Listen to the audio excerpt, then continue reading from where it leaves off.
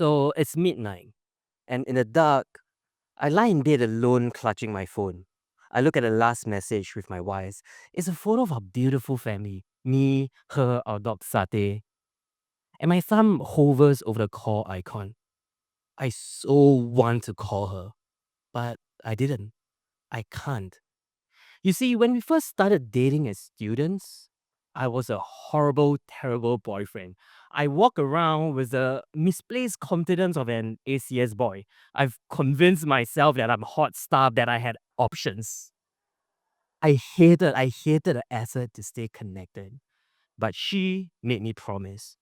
No matter what, we'll always find the time to call every day. And I did. Through student exchange, work trips, overseas posting. We didn't go a day without calling for 10 years. But that morning, she flew to Sri Lanka. She needed space, a week to think about the marriage. And in the meantime, no calling. Now, student me, hot stuff me, would have been glad. But me tonight, and for the next 7 nights, just lying there, clutching my phone, desperately fighting the urge to call. Then she came back. She steps through the door with a grin, with a spark that I've missed. And we start cooking, and everything feels normal. And I thought, maybe we would survive this. Then she puts down her knife and said she needed to leave again. She can't do this right now. You know, I could have waited. I could have waited for her to make her way back. But my ego couldn't handle me being the loser just waiting. So I forced her to choose either stay and fight for us or let's just speed up. She freezes and announces, I'll book the next flight out. I wanted to argue. I wanted to promise that we can fix things. But no, instead I just begged. Please, just stay a few more days. No heady talk. Just us one last time. And the next 3 days were glorious. We go on a hike and chat what we would miss about each other.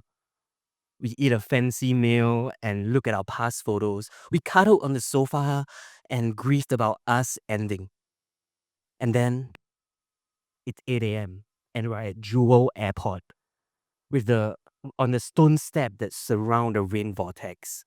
The sky train above us, and in between us, Yakun coffee and toast.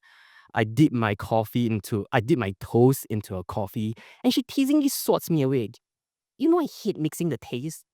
And in that second, it feels like we're us again, we're back. But in an hour, she's gonna step through the gates, and I'm gonna have to figure out how to never call her again. And in silence, I see an old couple 2 steps down. The grandpa is fallen asleep on the grandma's shoulder. And the granny is trying to stay still, zen, holding her breath so the grandpa wouldn't be disturbed. But then she had to sneeze. And the grandpa jolts awake. And I see the most beautiful thing because they start staring at each other tenderly with confusion but also love.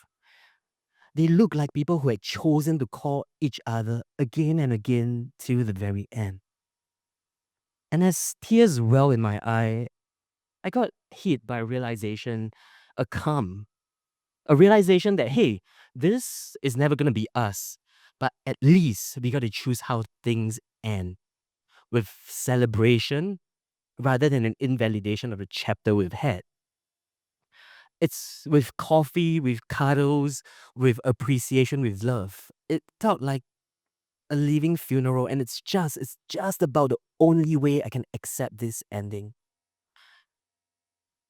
At the departure hall, through the glass panel, as I watch her make her way past security, my hand instinctively reached for my phone. I so want to call her, but I don't. I just stare and I wait and I watch until she disappeared. For 10 years, accepting love meant always calling, but tonight, acceptance meant not. Thank you.